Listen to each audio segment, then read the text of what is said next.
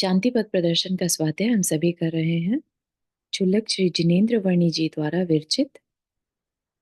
मंगलम भगवान वीरो मंगलम गौतमो गणी मंगलम कुंद कुंदाद्यो जैन धर्मोस्तु मंगलम।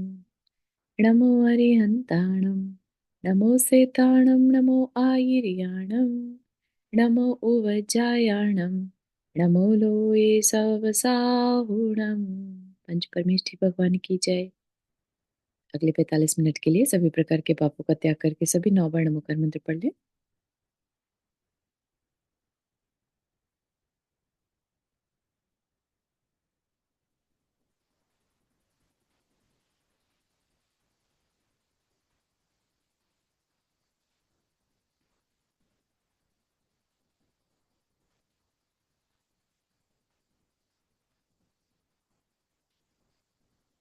हम्म, तो हमारा जो यहाँ पर विषय चल रहा है वो हमें पहले जीव के बारे में बता दिया गया। ठीक है ना। शांति के बारे में बताया, और शांति किसे चाहिए? तो जीव को चाहिए, अजीव को तो नहीं चाहिए ना। कोई भी जड़ वस्तु शांति की पुकार नहीं करती। ठीक है ना। शांति की पुकार जो है सिर्फ और सिर्फ जीव के अंदर से आती है। वो अलग बात है कि कुछ कम्युनिकेट कर देते हैं जैसे कि मनुष्य, और कुछ नहीं कर पाते जैसे तिर्यंच हो गए, है ना। तो इट डजंट मीन कि वहां पर शांति की रिक्वायरमेंट नहीं है। वो अपनी तरफ से जो उन्हें अच्छा लगता है, जो उनकी रिक्वायरमेंट्स है, उसको पूरा करने में लगे रहते हैं, है ना। उनको जो चौथे प्रकार की शांति है उससे कोई मतलब नहीं रहता। ठीक है ना। अपना पेट भरना भी एक तरह की, 4 प्रकार की शांति में से पहली तरह की शांति है ना। तो वो कहीं ना कहीं सोल से ही रिलेटेड है, क्योंकि सोल को शांति चाहिए। तो वो उन चीजों को करते हैं जिसके कि संस्कार उनके पास हैं। ठीक। लेकिन मनुष्य एक ऐसा प्राणी है जिसके पास कुछ चीजें तो संस्कारवश करता है, लेकिन क्योंकि उसके पास ज्ञान की उत्कृष्ट सीमा है ना। उसके पास अनलिमिटेड नॉलेज है, उसके अंदर क्यूरोसिटी है, राइट। और सबसे ज्यादा बुद्धिशाली जिसे कहते हैं ना, कि अगर किसी मनुष्य को अपना किसी भी तरह से जीवन यापन करना हो, तो आप नोटिस करिए कि वो क्या क्या अटकलें नहीं लगाता, राइट। जो रिसर्चेज होती हैं, इवन जो ध्यान आदि की क्रियाएं की जाती हैं, वो क्या है सब, कहीं ना कहीं उसको ये फीलिंग आ जाती है कि मेरे अंदर शक्ति प्रकट हो सकती है या हो रही है, तो सांसों के द्वारा या और भी तरह के निमित्त ज्ञान के द्वारा, राइट। वो अपने आप की इम्पोर्टेंस को, अपने कुछ डिफरेंसेस को पहचान लेता है, कुछ अलग है उसके अंदर। ठीक। तो वो उससे हटकर और ज्यादा आगे बढ़ता है, और उसके अंदर क्यूरोसिटी आती है कि वास्तविक शांति क्या है, मैं कौन हूं, इस तरह के प्रश्न, राइट। तो उसको यहाँ पर समझाया जा रहा है कि ये जो अंदर की आवाज है, शांति चाहिए शांति चाहिए, राइट। तो इसमें अगर हमें क्लैरिटी नहीं होगी कि ये वास्तव में आवाज आ कहाँ से रही है, ठीक है ना। क्या ये हमारे जो कार्मिक पार्टिकल्स हमारे सोल के साथ जुड़ चुके हैं, उनके मिक्सचर में से आ रही है, राइट। उनके मिले जुले स्वरूप से, यानी हमारे विकारी स्वभाव से आ रही है, या हमारे शुद्ध स्वरूप से आ रही है, कहाँ से आ रही है, लेकिन आ रही है ये भी समझ में आ रहा है। ठीक है ना। तो उसी के लिए थोड़ा सा विवेक रखने की बात कही गई कि थोड़ा और संभल के चलो। ठीक है। यहाँ पर अब इस जगह पर पहुंचकर कुछ गलती नहीं होनी चाहिए, और बात को डिटेल में समझो। ठीक है ना। तो उसके लिए क्या कहा, सबसे पहले 5 क्वेश्चन रेज किए गए। पहला था कि सद असत विवेक, सही क्या है, असत सत्य क्या है, असत्य क्या है। ठीक है। किसी भी चीज को उठाकर हम सत्य ना कह दें कि यही सत्य है, और किसी चीज को उठाकर हम ये ना कह दें कि ये असत्य ही है। ठीक है ना। तो सत्य असत विवेक यानी दृष्टि को लगाना, किस दृष्टि से हम बात कहना चाह रहे हैं या देख रहे हैं, राइट। तो व्यवहार और निश्चय, पर्याय और द्रव्य, इनमें डिफरेंस बताया गया। ठीक, कि हम चाहें तो एक ही चीज को द्रव्य दृष्टि से भी देख सकते हैं और पर्याय दृष्टि से भी देख सकते हैं। जैसे कि एक लकड़ी की मेज है ना, हम उसे मेज के रूप में भी देख सकते हैं, वो उसकी पर्याय है। और हम उसे एक लकड़ी, मृत शरीर, जीव का शरीर के रूप में भी देख सकते हैं। ठीक है, वो भी एक दृष्टि है। चारू जी, आपने हाथ रेस किया। हाँ जी एक्चुअली, ठीक। हाँ मैं एक्चुअली कल जब कल लास्ट टाइम की क्लास में रिकॉर्डिंग सुन रही थी, तो उसमें सत और असत का जैसे आप अभी मेंशन कर रही थी, तो क्या ये मीनिंग है उसका कि सत मतलब जो चीज परमानेंट है वो सत है, और जो चीज टेम्परेरी है वो असत है? करेक्ट। क्या ये मीनिंग है इस बात का? बिल्कुल, जैसे हल्दी और चूने का एग्जाम्पल दिया था, है ना। तो अगर वो, राइट, हाँ। तो वो असत हो गया। भले ही हमें दिख रहा है ना। हम कह दें कि भाई कुछ तो बन गया ना वो, लेकिन ना वो हल्दी रही, हम उसे हल्दी नहीं कह सकते। अगर हल्दी कहेंगे तो असत होगा, अगर हम उसे चूना कहेंगे तो असत होगा, राइट। उनकी इंडिविजुअल जो एग्जिस्टेंस है वो तो वैसी रहेगी, वो अपने आप में सत्य है। लेकिन जब मिल चुके तो वो असत हो गया। ठीक है। तो मतलब वही मैं पूछ रही थी कि मिल गया मतलब वो अब टेम्परेरी हो गया, वो अब मतलब हमेशा नहीं टेम्परेरी है। रहेगा हाँ, उस रूप में? बिल्कुल सही, बिल्कुल सही है, तो ऐसा ही है। ओके। जो टेम्परेरी है उसको असत कहा, और जो सच, वो जो हमेशा बना रहने वाला है, ध्रुव है, वो सत्य है। ठीक है। ओके, थैंक यू चाची, थैंक यू। No problem. ठीक, तो उसके बाद हमें बात चली थी स्वपर विवेक की। मेरा क्या और दूसरे का क्या, राइट। या पर क्या, दूसरे का तो नहीं कहेंगे, पर क्या, मुझसे अलग क्या। ठीक है, मेरा क्या है और मुझसे अलग पर क्या है, ये भी विवेक चाहिए, है ना। उठा के सब कुछ हम ये कह दें कि जो मुझ, मेरे शरीर से अलग है वो सब पर है, बाकी सब मेरा है ना। लेकिन नहीं, वहां पर रुकने को नहीं कह रहे। और डीपर जाओ, सूक्ष्म दृष्टि लेकर आओ। हम सूक्ष्म आध्यात्म में उतर रहे हैं। ठीक है, हम डीपर जा रहे हैं। तो कहा कि जो तुमसे इस शरीर से अलग है वो तो अलग है ही, राइट। लेकिन ये शरीर भी तुम नहीं हो। ठीक, फिर और डीपर जाने को कहा, राइट। फिर कहा कि ये जो तुम्हारे सोच, जो तुम्हारे थॉट्स हैं, जो तुम्हारे भाव हैं, राग द्वेष हैं, है ना, ये मन है, चित्त है, ये भी तुमसे अलग है। वास्तव में देखा जाए तो आत्मा का तो कुछ है ही नहीं ना, वो तो सिर्फ ज्ञाता दृष्टा है। ठीक है ना। ये जो राग द्वेष है ये क्या है, ये विकारी भाव हैं। ठीक है ना। तो इसलिए ये भी हमारे अंदर एक विवेक होना चाहिए। जल्दीबाजी ना करें, हम इस पर चिंतन करें। और जब हम ध्यान में बैठें, तब हम अगर स्व का ध्यान कर रहे हैं तो अपने उस सूक्ष्म स्व का ध्यान करें, जो ज्ञाता दृष्टा है, जहां पर कोई भी पर का कण मात्र भी नहीं है, एक सिंगल पार्टिकल भी जहां पर कर्म का नहीं है, वो मैं हूं। ठीक है, पहुंचा जा सकता है इस विवेक के साथ, राइट। अगर हमें ये पहचान हो जाए तो हम स्व तक पहुंच सकते हैं। ठीक है, भले ही हम उसे साक्षात पा नहीं सकते, राइट, लेकिन अंडरस्टैंडिंग। इसीलिए कहा कि हम क्या, कैसी भाषा यूज करेंगे। अगर हम ये कहना हो कि मैं अपने को जानता हूं या जानती हूं, तो हम क्या से कैसे जानते हैं, जैसा आगम में बताया है, ठीक है ना, वैसा हम अपने को जानते हैं।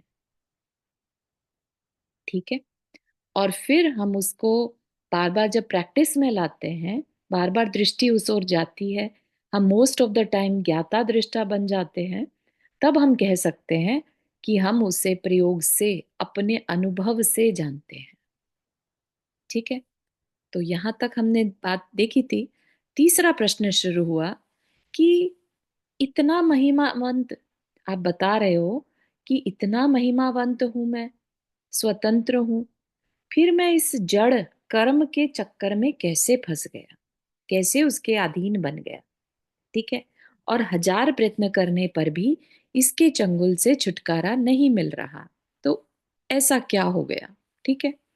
तो अपन जब भी नेक्स्ट क्वेश्चन पे जाएंगे तो पहले बाकी के क्वेश्चंस को भी रिवाइज करेंगे, ताकि ये विषय हमारा स्ट्रांग होता जाए। ठीक। तो हमारी जो बात चल रही थी स्वपर विवेक की, हम यहाँ तक पहुंच गए थे।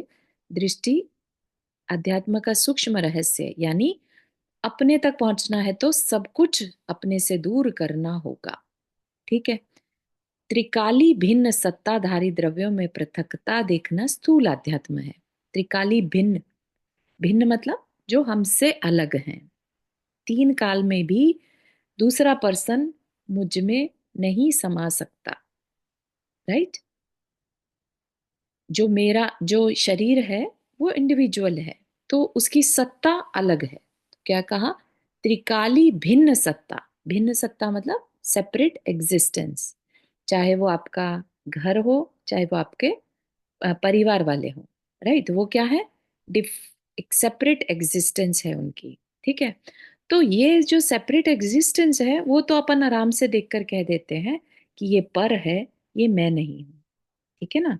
जब हम अपनी बात करेंगे तो अपनी बात करेंगे, हम दूसरे की बात क्यों करेंगे। राइट। और अध्यात्म अपनी बात कहता है, अपने को जानना। ठीक है ना। तो जब हम अपने को जान रहे हैं तो भिन्न सत्ताधारी द्रव्यों को में पृथकता देखना क्या है, स्थूल अध्यात्म है। स्थूल मतलब बहुत सरफेस लेवल की नॉलेज है अपने बारे में। ठीक है। फिर कहा कि एक ही पदार्थ के दो क्षणिक भावों में पृथकता देखना सूक्ष्म अध्यात्म है। मतलब कि हम, लेट से अभी हमें गुस्सा आ रहा था और अब हम शांत हैं। ठीक है। तो हम ही पहले वाले भी हम थे और अब वाले भी हम हैं। लेकिन इससे पहले वाले गुस्से वाले हम थे, अब शांत वाले हम हैं। राइट। तो हम एक ही पदार्थ के दो भावों को जो डिफरेंशिएट कर पा रहे हैं, ये क्या है, सूक्ष्म अध्यात्म है। ठीक है। तो पर्याय को देखना भी आना चाहिए, यहाँ पर ये बात सिखाई जा रही है। बात समझ में आ रही है। पर्याय को देख पा सकते हैं हम अपने आप की पर्याय को अगर देखना चाहें या किसी दूसरे की पर्याय को देखना चाहें। जैसे मेज का एग्जाम्पल लिया था, है ना। लकड़ी थी, लकड़ी से मेज बन गई, है ना। ये तो फिर भी चलो बहुत लंबा समय हो गया। क्षणिक, क्षणिक भावों में जो डिफरेंस है, अभी कुछ दिमाग में था, हम बहुत गुस्से में थे और अभी एकदम से शांत हो गए, है ना। तो उन दो भावों में भी डिफरेंस देख पाना, ये क्या है, सूक्ष्म अध्यात्म है। ठीक है। इसको हम यूज करेंगे आगे। कैसे यूज करेंगे तो बताया जाएगा। पहले का विषय द्रव्य है, यानी जो अपनी सत्ता लिए हुए हैं उनको जानना। और दूसरे का पर्याय अर्थात द्रव्य की अवस्था, है ना। जैसे एप्पल लिया हमने, हम खरीद कर लाए, ग्रीन था, रख दिया। राइट। अब कुछ दिन बाद, या कह लीजिए अगले ही दिन, वो थोड़ा रेड या येलो होने लगा। राइट। तो एप्पल तो एप्पल ही है, लेकिन क्या वो सेम एप्पल है, नहीं। पहले वाले और इस वाले एप्पल में द्रव्य की अपेक्षा तो कोई डिफरेंस नहीं है, लेकिन पर्याय की अपेक्षा डिफरेंस आ गया, है ना। एक कह लीजिए पहले बहुत खट्टा था, अब नेक्स्ट डे कम खट्टा है। ठीक है ना। तो उसमें जो चेंजेस आए वो क्या है, पर्याय की दृष्टि से। पहला द्रव्यार्थिक नय का विषय और दूसरा पर्यायार्थिक नय का विषय। यह दृष्टि पदार्थ के अपने अंदर में पड़ी उस सूक्ष्म संधि को देखती है जो लौकिक सूक्ष्म दृष्टि से आनी असंभव। हाँ, चारू जी आपने हाथ रेस किया। हाँ, ये थोड़ा सा मुझे क्लियर नहीं हो रहा है। पर्याय जो हम बोल रहे हैं, हम्म। वो हम अपनी टेम्परेरी, मतलब जैसे ऐसे हम अपनी लाइफ में देखें तो हम जब छोटे थे तो बहुत डिफरेंट थे, अब जो है हम काफी डिफरेंट है। तो हाँ एवरी मोमेंट एक्चुअली चेंज हो रहा है, तो ये क्या हम हर पल पर्याय बदल रहे हैं? हाँ, हमारी पर्याय बदल रही है। लेकिन देखो, पर्याय कोई एक नहीं होती, अनंत पर्याय होती हैं। राइट। सोच की अपेक्षा देखें तो हमारी हर क्षण पर्याय बदल रही है। राइट। शरीर की अपेक्षा देखें तो हो सकता है हम कह दें कि 10 साल तक हम बच्चे थे, फिर यूथ हुए, 10 साल, अगले 10 साल, है ना, फिर मिडिल एज में आ गए। इस तरीके से हम ईयर्स में बता सकते हैं उसको। राइट।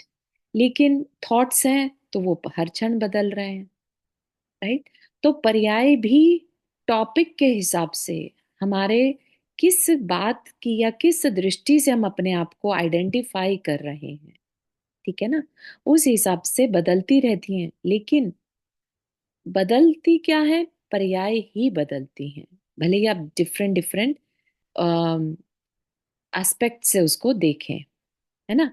उम्र के हिसाब से देख रहे हैं तो, शरीर के स्किन के कलर के हिसाब से देख रहे हैं तो। राइट। समझ रहे हैं आप।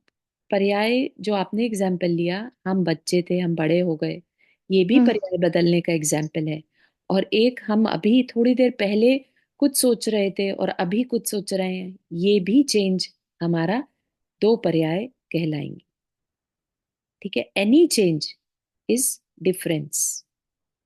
उस डिफरेंस को हमें ओके। पकड़ना आना चाहिए। ठीक है। और ये हम्म। परिवर्तन निरंतर चलता है। ठीक है ना। तो इसका कहने का मतलब क्या है, पर्याय बदलती रहती है नॉन स्टॉप। ओके। ठीक है। हम मतलब हमारी सोच के हिसाब से भी, और फिजिकल भी, मतलब और टाइम भी, सब कुछ जो चेंज हो रहा है। सब कुछ बदल रहा ओके। है। राइट। तो हम हम्म। पर्याय को भी बहुत सारी अपेक्षाओं से अलग अलग बता सकते हैं। चेंज एक वर्ड है कि हाँ बदल रही है, पर्याय बदल रही है। लेकिन उसमें भी हम अपेक्षाएं लगा सकते हैं। उम्र की अपेक्षा थोड़ा टाइम ले रही है, थॉट्स की अपेक्षा जल्दी जल्दी बदल रही है ना।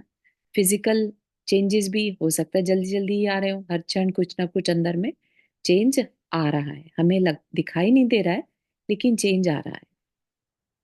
ठीक है ना। ओके, थैंक यू जय। हाँ। तो ये बात को बहुत अच्छे से समझना, नहीं तो आगे का विषय समझ नहीं आएगा। पर्याय और द्रव्य। ठीक है। द्रव्य जो सत्य है, जो हमेशा बना रहने वाला है, ध्रुव है। ठीक है। और पर्याय उस द्रव्य की ही पर्याय होती है, उसी में चेंज आ रहा है। राइट।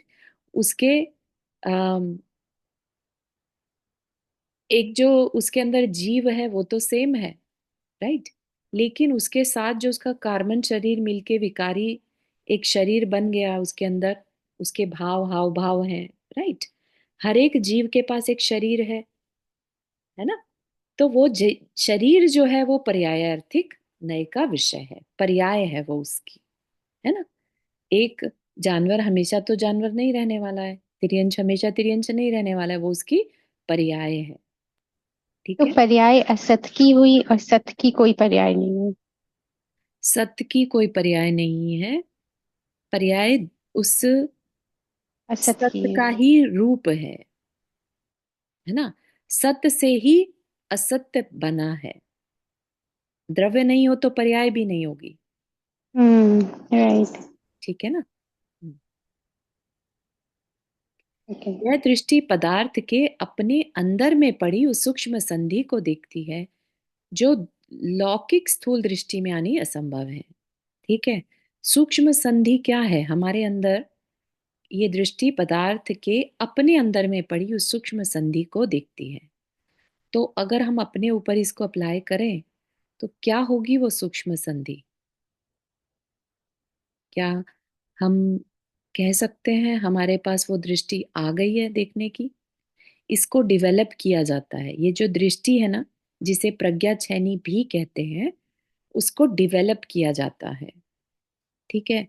स्वाध्याय से, चिंतन मनन से, पहले आगम से उसको जाना जाता है, फिर चिंतन किया जाता है, और फिर एक्सपीरियंस करके उस सूक्ष्म संधि को देखा जाता है ना। तो आप चाहें तो अपने शुद्ध स्वरूप और अपने अशुद्ध स्वरूप को, साक्षात्कार वर्ड यूज किया यहाँ पर, उसका साक्षात्कार कर सकते हैं, देख सकते हैं, आंखों से नहीं, लेकिन अपनी प्रज्ञा छेनी से, है ना। नहीं तो सीधा कह देते हैं आंखों से देख सकते हैं, लेकिन नहीं, वो चीज ऐसी है ही नहीं जो आंखों से दिखाई दे, राइट। तो आंखें बंद करके हम उस ज्ञान से, हमें क्या है, ये दृष्टियां क्या है, ये ज्ञान है, ज्ञान की दृष्टि है, ठीक है ना। तो डिफरेंट डिफरेंट जो हमें ज्ञान मिला, अच्छा ये द्रव्यार्थिक नए से मैं ऐसा हूं, पर्याय मेरी ये है, तो वो डिफरेंशिएट जो हम कर पा रहे हैं, इसको कहते हैं प्रज्ञा छेनी, ठीक है। ये डिफरेंशिएशन करना, तिर्यंच के पास ये प्रज्ञा छेनी नहीं रहती, ठीक है ना। किसी किसी के पास हो सकती है, ऐसा नहीं, मना नहीं कर रहे, तिर्यंच भी पंचम गुण स्थान वर्ती हो सकता है। प्रज्ञा छेनी जब आ जाती है और इस तरह की सूक्ष्म संधि का साक्षात्कार किया जाता है, तो ये कह सकते हैं कि वो चतुर्थ गुण स्थान वर्ती है, ठीक है, सम्यक दृष्टि है। नंदा जी आपने हाथ रेस किया। थोड़ा सा इसको रिपीट कर दीजिएगा, ये आपने बताया कैसे इसको हम वो बना सकते, मतलब प्रैक्टिस कर सकते हैं प्रज्ञा छाने की, कि जितनी, पहले चिंतन वो ज्ञान लें। राइट। तो जितना भी हमें बताया जा रहा है, सत असत विवेक के बारे में बताया, तो उसमें भी एक ही बात बताई, द्रव्य और पर्याय के बारे में बताया, है ना, कि जो मिलजुल जाता है वो पर्याय हो गई, और जो ओरिजिनल रहता है वो द्रव्य है, ठीक है ना। तो ये नॉलेज हमें कहाँ से मिल रही है, शास्त्र से मिल रही है, आगम से मिल रही है, राइट। हमने पहले नॉलेज ली, अब हम उस पर चिंतन कर रहे हैं। यहाँ पर ये नॉलेज हमें ये भी मिली कि यह दृष्टि पदार्थ के अपने अंदर में पड़ी उस सूक्ष्म संधि को देखती है। किस सूक्ष्म संधि को, इस पर अगर हम विचार करें, किस सूक्ष्म संधि को देखती है।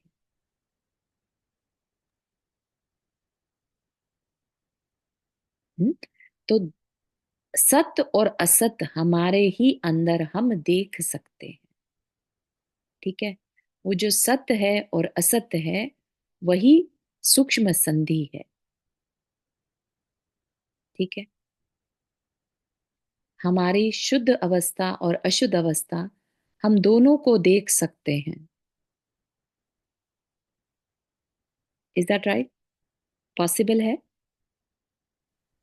मतलब ये आवाज आती है दो तरह की, एक अंदर की आवाज, आत्मा की आवाज, एक मन की आवाज, ये अभी तक सुना था, ये अब आवाज, पहली बार सुन। हाँ, आवाज नहीं, अब इसमें आवाज का कोई मीनिंग नहीं है। लेकिन ये देखना नया। ज्ञान से ही, हाँ, ज्ञान जो हासिल किया ना हमने आगम से, तभी क्या कहा, सम्यक दर्शन कभी भी बिना नॉलेज के नहीं हो सकता, निसर्ग अधिगमज, ठीक है ना। अधिगम मतलब उपदेश से, देशना से, ठीक है ना।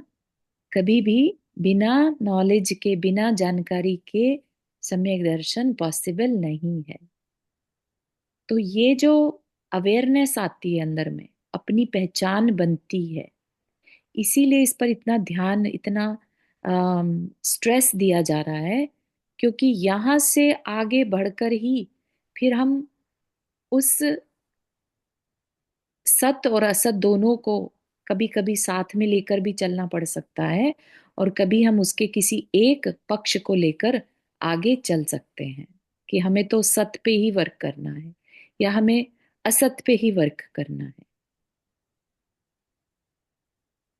लेकिन आपको सत्य और असत समझ में आ रहे हैं, अपने खुद के स्व और पर समझ में आ रहा है। डेफिनेशन से समझ में आ रहा है अभी तो। हाँ, ठीक है, डेफिनेशन से मतलब आगम से समझ में आ रही है बात, राइट। जितना जितना आप इसकी प्रैक्टिस करेंगे, चिंतन करेंगे, ठीक है ना, अब इसको आप बार बार रिपीट करते रहें, ठीक है ना। तो हम्म। मैं कौन और पर क्या, मुझसे अलग पर क्या है, ठीक है। तो जिस समय आप अपने आप को शुद्ध फील कर पाएंगे, हाँ ये मैं हूं, देखने जानने वाला, और बाकी सब पर है। ठीक है, समझ लीजिए वो आपकी प्रज्ञा छेनी क्रिएट हो गई है, प्रज्ञा क्रिएट हो गई। प्रज्ञा क्या है? बेसिकली एक स्पेशल नॉलेज को प्रज्ञा कहते हैं। ठीक है ना? अभी तक तो हम बहुत स्थूल दृष्टि से सब कुछ देख ले रहे थे, राइट, कि ये मैं हूं, ये आप हो, ये घर की वस्तुएं हैं, राइट। हम सब चीजों को अपनी अपनी इंडिविजुअलिटी के साथ देख रहे थे, ठीक है ना। लेकिन अब उस वहां से हटकर अंतरंग जगत के अंदर जाकर उस सूक्ष्म आध्यात्म को यानी अपने को पहचानना है। प्रज्ञा छेनी वो काम करती है। ठीक है, आगे चले। हाँ हाँ हाँ। पदार्थ के शुद्ध स्वभाव अर्थात पारिणामिक भाव को लक्ष्य में लेकर पदार्थ का विचार करने पर यह रहस्य समझा जा सकता है, उसकी पर्यायों को लक्ष्य में लेकर नहीं। ठीक है ना? शुद्ध जो है उसको, उससे अलग जो कुछ भी है वो क्या है? उसकी पर्याय है। ठीक है। इंद्रिय अग्राह्य चेतन और इंद्रिय ग्राह्य जड़ दोनों ही द्रव्यों में दो प्रकार के क्षणिक भाव या अवस्था विशेष देखने को मिलती है। इंद्रिय अग्राह्य चेतन क्यों बोला? क्योंकि चेतन कभी भी इंद्रियों से नहीं दिखता, इसलिए इंद्रियों से अग्राह्य। ठीक है, इंद्रिय गोचर नहीं है। ठीक है, लेकिन जड़ इंद्रिय से ग्राह्य है, यानी अपनी सेंसेस से हम उसको देख सकते हैं, क्योंकि उसमें रूप रस गंध स्पर्श होता है। ठीक, तो कहा इन दोनों ही द्रव्यों में दो प्रकार के क्षणिक भाव या दो अवस्था विशेष देखने को मिलती है, स्वभाव अवस्था और विभाव अवस्था। ठीक है, जहां कोई मेल या संयोग ना हो वो स्वभाव है, और जिसमें किसी भी प्रकार का मेल या संयोग हो वो विभाव है। ठीक है, ये नाम, ये वर्ड आपने पहले सुने होंगे, स्वभाव विभाव। Is that right? हाँ हाँ, यस। सुना है ना? हाँ स्वभाव यहाँ पर क्या है? आपका बिहेवियर नहीं, आपका नेचर नहीं। स्वभाव मतलब मैं, मेरी खुद की क्या नेचर है, मतलब देखने जानने वाला। ठीक है, तो जहां किसी का मेल या संयोग न पाया जाए वह स्वभाव भाव है, ये वह मेरा अपना भाव है। और जैसा ही किसी का मेल हो गया, यानी कर्म का मेल हो गया, है ना, तो वो क्या हो गया? वो विभाव भाव बन गया। ठीक है ना? अकेला परमाणु जो इंद्रिय के द्वारा दृष्ट नहीं हो सकता, उसके स्पर्श रस वर्ण गंध आदि जड़ पदार्थ के स्वभाव भाव हैं, और ये जो संपूर्ण दृश्य स्थूल पदार्थ हैं उनके स्पर्श रस गंध वर्ण आदि विभाव भाव हैं। क्या कहा? कि जो परमाणु है उसमें भी स्वभाव और विभाव होता है। ठीक है, जो एक सिंगल एटम है, परम अणु, राइट, तो उसका जो स्पर्श रस गंध है, क्योंकि है तो जड़, हालांकि जड़ है लेकिन इतना सूक्ष्म है कि उसको हम कभी भी देख नहीं सकते। ठीक है, लेकिन जो सिंगल एटम है उसको क्या कहा? वो आ, पुद्गल का स्वभाव है। ठीक है, और उसके बाद जैसे ही वो स्कंद बन जाता है, दो एटम मिलकर, वो क्या हो गया? उसका विभाव हो गया। जहां दो एटम मिलकर वो विभाव हो गया, क्योंकि वहां पर क्या हो गया? मेल हो गया, संयोग हो गया। ठीक है, इसी प्रकार लोक शिखर पर परम धाम में विराजमान नित्य निरंजन व शरीर रहित निराकार सिद्ध भगवान या मुक्त आत्मा तथा उसके सर्वज्ञत्व आदि गुण जीव के स्वभाव हैं, और ये सब शरीरधारी संसारी जीव तथा उनके क्रोध आदि गुण जीव के विभाव भाव हैं, यानी जो सिद्ध अवस्था है, यानी जो सिद्ध के गुण हैं, राइट, वो हमारे शुद्ध स्वभाव में हमेशा हैं। ठीक है, तो वो कहा कि वो तो स्वभाव है, और जो शरीरधारी संसारी जीव हैं उनके क्रोध आदि जितने भी जीव के भाव है वो सब विभाव भाव है। ठीक, तो स्वभाव भाव को क्या कहेंगे? निज भाव या स्वभाव कहते हैं। और बाकी सब क्या हो जाएंगे? विभाव भाव, यानी पर भाव। ठीक है। तो जो पहले हमने परिभाषा समझी थी स्वभाव, स्व और पर की, वो ही यहाँ पर अप्लाई होगी। स्व कौन? सब कुछ हटा दो तो स्व, और उसी स्व के जो गुण है वो उसका स्वभाव। ठीक है, विषय हार्ड तो नहीं हो रहा है?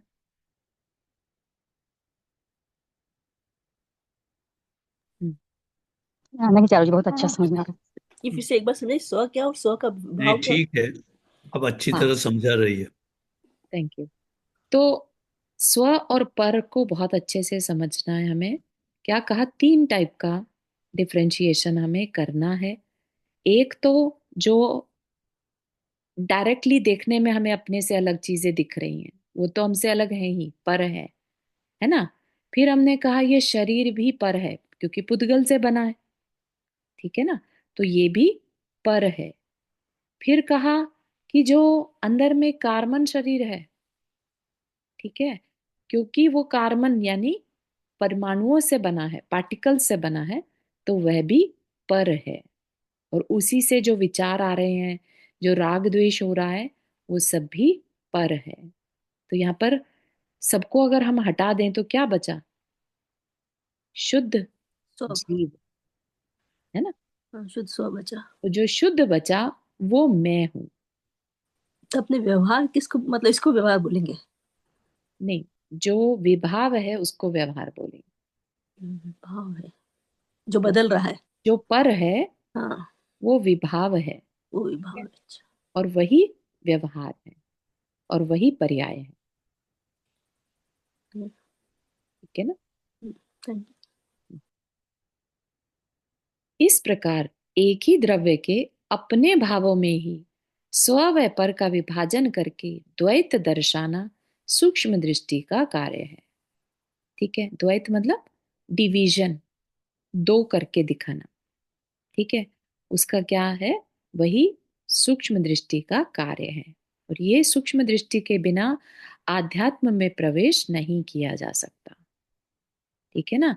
बाहर से तो हम कितनी भी भले ही भक्ति कर लें, पूजा पाठ कर लें, है ना, हम कितना भी व्रत नियम कर लें, लेकिन जब तक ये सूक्ष्म दृष्टि हमारे साथ नहीं होगी, हम कर किसके लिए रहे हैं?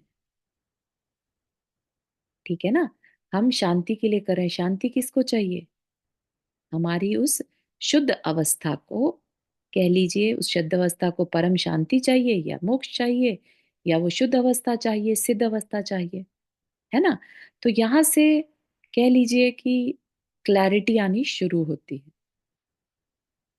मोक्ष मार्ग की जो पहचान है, दृढ़ता है, वो यहाँ से आनी शुरू हो जाती है। ठीक है ना। जब आपने अपने आप को पहचान लिया उस प्रज्ञा झनी से, अब आपको पता है कि हाँ, मैं स्व यानी कुछ है, जिसको कि अभी फिलहाल बंधन है, लेकिन उसका उसकी मुक्ति ही मोक्ष है। ठीक है ना। फिर आपको आकर अगर कोई कुछ कह भी दे कि नहीं मोक्ष ये नहीं होता, मोक्ष तो एक समुद्र के अंदर बहुत ही गहरे में चले जाओ, वहां पर मोक्ष धाम है, या ऊपर आसमान में कहीं पर मोक्ष धाम है ना, या इतने मीलों दूर वहां पर फलानी जगह पर मोक्ष है, तो आप क्या कहेंगे? नहीं, मोक्ष एक अवस्था है, अपनी परम शुद्ध अवस्था को पाना ही मोक्ष है, यानी क्लैरिटी हो गई। ठीक है ना। वर्षा जी, आपने हाथ रेज किया। हाँ, पता नहीं मैंने मिस किया है कि नहीं, बट मैं ये पूछ रही थी कि ये जो स्टेज आता है जहाँ पे रियलाइजेशन हो जाता है, हम्म, ये किसी गुणस्थान में जाके होता है क्या? जैसे चौथा गुणस्थान, ऐसा हाँ, कुछ? बिल्कुल, फोर्थ गुण स्थान में ही ये रियलाइजेशन में आता है। पर प्रज्ञा छेनी उससे पहले हो ही नहीं सकता, ऐसा है क्या? प्रज्ञा छैनी यूज की जाती है वहां तक पहुंचने के लिए। ठीक है। तो बेसिकली ये सब कार्य, कह लीजिए ऑलमोस्ट फोर, फर्स्ट से फोर के बीच में हैपन, इट हैपेंस। अच्छा, इंटरचेंजेबली इट कैन हैपन हाँ, विद इन दीज, ओके। हाँ, क्योंकि ऐसा नहीं है कि आप खाना बना रहे हैं और आप प्रज्ञा छैनी यूज कर पा रहे हैं, राइट। हम्म। इसके लिए बहुत ज्यादा आपको फोकस चाहिए। ठीक है ना। तो आप चिंतन में होंगे, शांत होंगे, तभी आप ये कर पाएंगे। Correct okay, got it. है ना? तो उसी समय पर जब आपको ये रियलाइज हो जाता है कि ये हूं, है ना, तब जाके आप कह सकते हैं वो भी, है ना, ये नहीं कह रहे कि हो ही गया, सम्यक दर्शन हो सकता है। हम्म, ठीक है। ठीक है, ठीक है, थैंक यू। तो ये इम्पोर्टेंट स्टेप है। हाँ रुक्मणी आंटी, आपने हाथ रेस किया। हाँ जय हिंद। चारू, चारू एक बार प्रज्ञा छैनी का एक बार दोबारा समझा दोगी? हाँ, प्रज्ञा छैनी एक तरह की स्पेशल नॉलेज है। ठीक है ना? जैसे अभी आपको एग्जाम्पल दिया, एक मेज है, लकड़ी की मेज है ना, आप उसको देख रहे हैं, लकड़ी की बनी हुई है। ठीक है, आप उसको एक मेज की तरह से देख सकते हैं। राइट। अब हम्म, आपको बता दिया जाए कि ये लकड़ी जो है ना, ये कभी एक पेड़ था, जीता जागता पेड़ था, वो क्योंकि मर गया, अब उस पेड़ की लकड़ी से मेज बन गई। ओके। ठीक है। तो अब आप चाहें तो आप उस मेज को एक जीव का मृत शरीर के रूप में भी देख सकते हैं। ओके। ठीक है।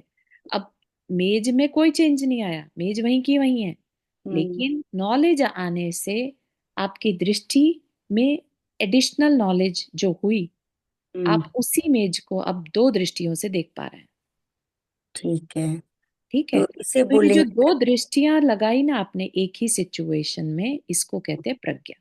ओ, okay. Okay, thank you, thank you. ठीक है ना? तो ये सूक्ष्म दृष्टि होती है, किसी को देखने में नहीं समझ में आएगा कि आप इसे किस दृष्टि से देख रहे हैं। राइट। लेकिन अगर आपके पास नॉलेज है हर तरह की, तो आप उसको डिफरेंट दृष्टि से देख सकते हैं। ठीक है। तो बस वही यहाँ पर दी जा रही है, आपको डिफरेंट नॉलेज देकर उसको सत असत के रूप में भी और स्वपर के रूप में भी आपको नॉलेज दी जा रही है। विवेक क्या है बेसिकली? विवेक भी तो एक तरह का टाइप ऑफ नॉलेज ही है ना? तो विवेक से प्रज्ञा जो है जागृत होती है।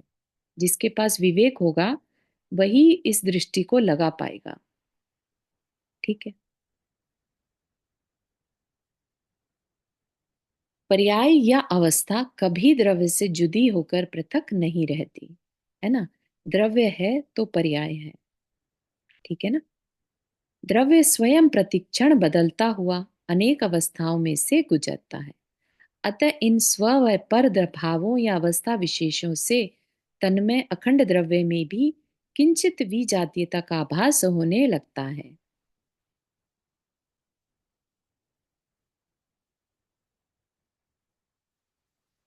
हाँ, किंचित कह रहे हैं, बहुत ही माइन्यूट लेवल पर जो अखंड द्रव्य है उसमें भी विजातीयता यानी उसमें भी चेंज का आभास होने लगता है।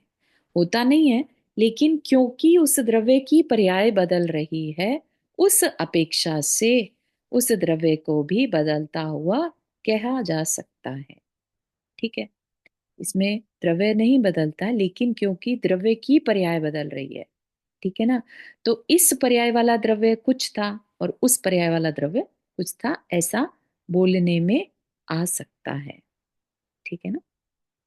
यहाँ जड़ द्रव्य को छोड़कर केवल जीव द्रव्य में ही उस विजातीयता की सिद्धि करते हैं। तहाँ जड़ द्रव्य में यथा योग्य रूप से स्वयं लगा लेना। जीव द्रव्य एक विचित्र प्रकार का वस्तुभूत या सत्ताधारी अमूर्तिक पदार्थ है, कल्पना मात्र हवा नहीं है। ठीक है। जीव की एक विशेषता बता रहे हैं, विचित्र है। क्या है? सत्ताधारी है, उसकी एक एग्जिस्टेंस है। ठीक है। लेकिन साथ ही साथ वो क्या है? अमूर्तिक है, इनविजिबल। ठीक है। ये हमें कैसे पता चला? आगम से पता चला। ठीक है। कि जो आत्मा है, जीव है, वो अमूर्तिक है, लेकिन उसका अपना एग्जिस्टेंस है। एग्जिस्टेंस नहीं होगा तो सिद्ध एग्जिस्ट ही नहीं करेंगे, है ना? तो एग्जिस्टेंस है लेकिन इनविजिबल है। ठीक है। तो कल्पनाएं नहीं है ये, सिर्फ वाकई में ऐसा है। ठीक है। यही श्रद्धा का विषय है हमारी। ठीक है ना? वह अपने को भी जान सकता है और पर को भी। तो जानने की शक्ति किसमें है? क्या एक लकड़ी की मेज में है? नहीं, ये एक जीव की विशेषता है। ठीक है, जीव के पास क्योंकि नॉलेज है, जो जानता है वो जीव, राइट। तो वो अपने को भी जानता है और पर को भी। ठीक है ना। जानना मात्र ही हुआ होता तो कोई हर्ज ना था। यहाँ जानने के साथ साथ कुछ और भाव भी पैदा होता है। अपने को जानते हुए तो इसको स्व व पर दोनों ही पदार्थ दिखाई देते हैं, क्योंकि ज्ञान दर्पण के समान है। अपने को जानते हुए, है ना, जब जीव अपने को जान रहा है तो अपने साथ साथ पर को भी जान लेता है। यानी अपनी स्वभाव को और परभाव को। ठीक है ना।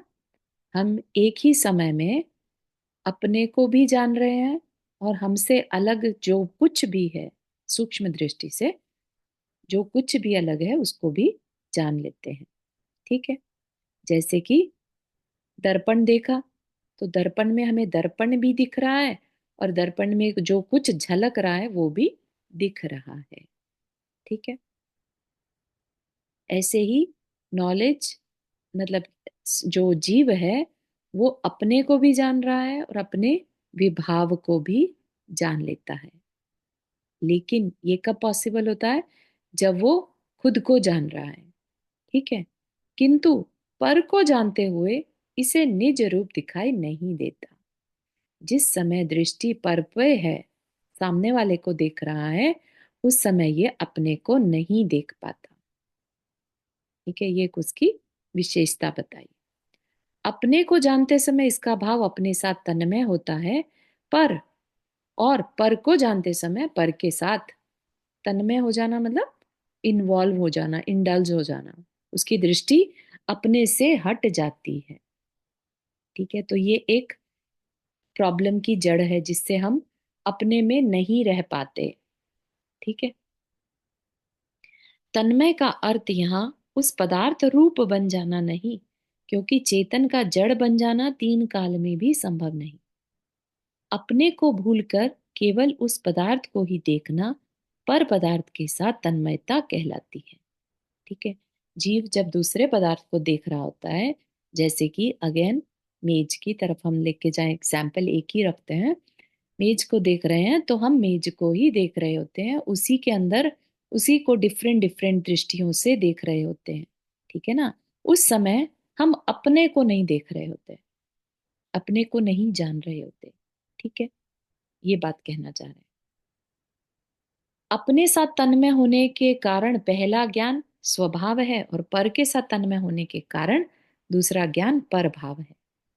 मानसिक संकल्प, विकल्प, बौद्धिक तर्कणाएं, राग द्वेष आदि कषाएं तथा वासनाएं उसका स्वरूप है। किसका? परभाव का। ठीक है। जब हम बाहर में कोई भी एक्टिविटी कर रहे हैं, संकल्प विकल्प कर रहे हैं, वो सब पर होने के कारण हम अपने को उस समय पर भूल जाते हैं, है ना। हम उस रूप में इंडल्ज हो जाते हैं, विभाव में इंडल्ज हो जाते हैं। ये यहाँ पर कहना चाह रहे हैं। ठीक।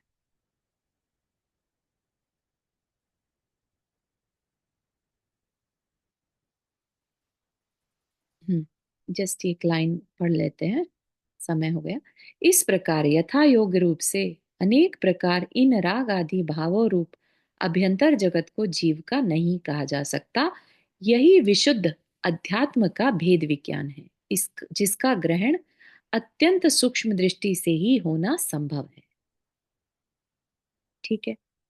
तो ये चीज को हमें और अच्छे से समझना चाहिए। यहाँ तक जो है क्लैरिटी अच्छे से आ जानी चाहिए, द्रव्य और पर्याय के बारे में और स्व और पर के बारे में। ठीक है। फील फ्री, अगर किसी को नहीं आ रही है तो अपन इसको रिवाइज कर सकते हैं अगली बार फिर से। हाँ चारू, थोड़ा रिवाइज ही कर लोगे तो अच्छा। 100 पर का ही नहीं समझ आ रहा कि क्या हुआ।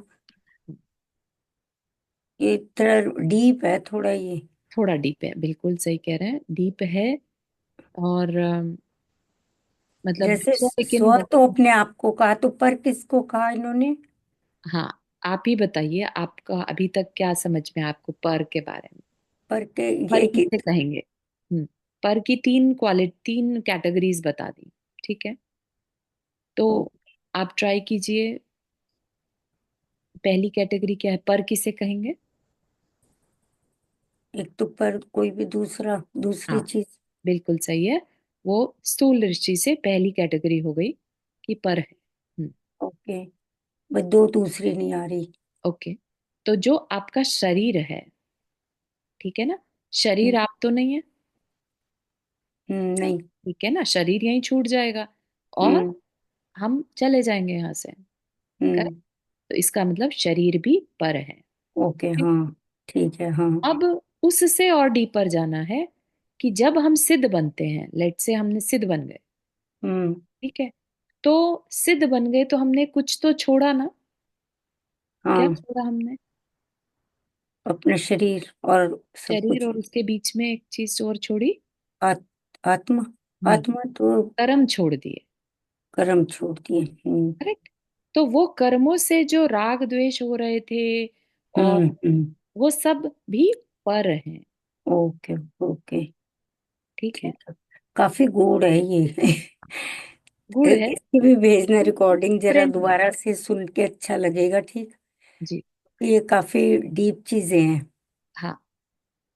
बाकी किसी को इसमें समझ में आ रही है बात, क्लिक हो रहा है? आई कैन अंडरस्टैंड कि विषय थोड़ा डिफिकल्ट है, लेकिन बहुत इंपॉर्टेंट है। ने फिर से बताया ना तो अब समझ में आ गया। ओके। ओके। ठीक है। No worries. अपने को ये कोई रश नहीं है कि इसको खत्म करना है, ठीक है ना? इसको नेक्स्ट टाइम फिर से रिवाइज कर करवाना लेंगे, दोबारा। बिल्कुल कर लेंगे। विवेक वाला जो है, हमें पूरे विवेक के साथ ही चलना होगा इसको, ठीक है? और बाकी जिनको समझ में आ गया, अगर वो अपनी अंडरस्टैंडिंग से कुछ एग्जाम्पल्स लेके आ सके, तो that will be a good discussion. ठीक है, चलिए यहीं तक रखते हैं। जावाणी के ज्ञान से सूझे लोकालोक, सो वाणी मस्तक धरो सदा देत हो दोख।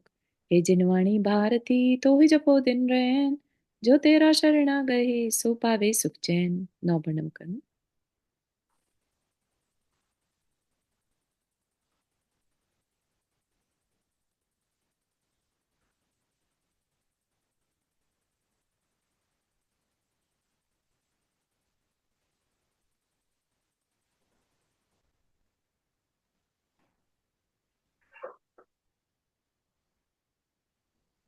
सभी को जय जिनेन्द्र। जय जिनेन्द्र। जय जय जिनेन्द्र सभी को। जय जय जितेंद्र जिनेन्द्र। सभी को। जय जय जिनेन्द्र। जिनेन्द्र सबको।